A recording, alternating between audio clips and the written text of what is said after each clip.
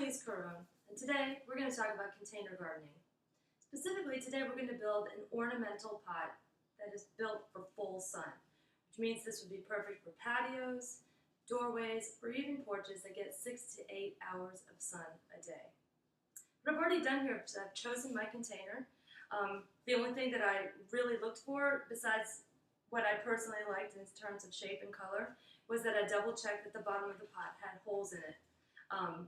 It's very important because it's imperative for the drainage of your container that throughout the season when you water it, the water is draining out completely. I've also gone ahead and filled this up 3/4 of the way with just a standard potting mix. I just chose the one that literally said potting mix on it, so that way I didn't have to worry if I had the right blend. When I see potting and I see my pot, I know that I'm all set. The three main elements of an ornamental pot, easy to remember, are thriller, filler, and spiller.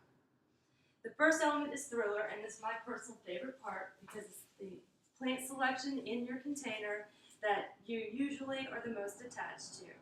When you go shopping, this is the plant that you can't take your eyes off of, and it's the one that you're trying to wow with the center of your pot. I went ahead and went with this wonderful hot pink celosia because I thought it was so fun for the summertime. And again, it's a full sun level, so this will be perfect. I'm going to go ahead and just put it in the container. You can either center it, since it is technically the centerpiece, or you can put it in the back of the pot if you plan to plant extensively in front of it, which is actually what I'm going to do today. Sometimes I like to make my pots a little asymmetrical because I think it adds interest to them instead of always having the one model of, plant in the middle and then plant all around it. I'm putting my lovely celosia in the back of the pot, leaving all this front room for more plant material. So pretty. The next element is filler. Now filler is the fun part because it's where you get to play with color match and also different texture blends. I went with dianthus on this because I was on a pink on pink mood. This is a little bit messy, but you basically just want to dump it out of the pot. Nice loose soil on this one.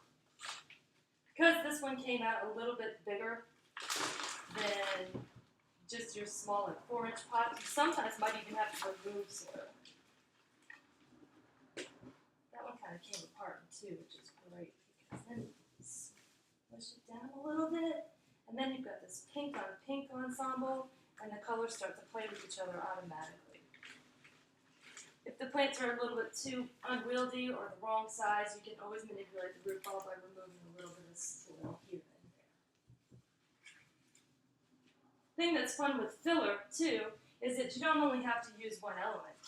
When I was shopping the other day, I realized that pink was getting away with me, so I decided to start cooling it off with a little accent of white, just for fun. There are really no rules with this, and that's why container gardening can be so much fun for a lot of people, because there's no real set way to do it. It's really about what you like and what colors you want to use in your seasonal plantings.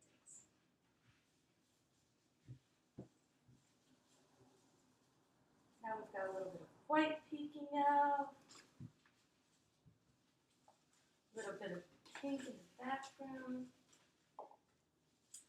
When you do your container gardening, it's always fun to fill your pots up as much as possible because it gives you an almost instant garden feel.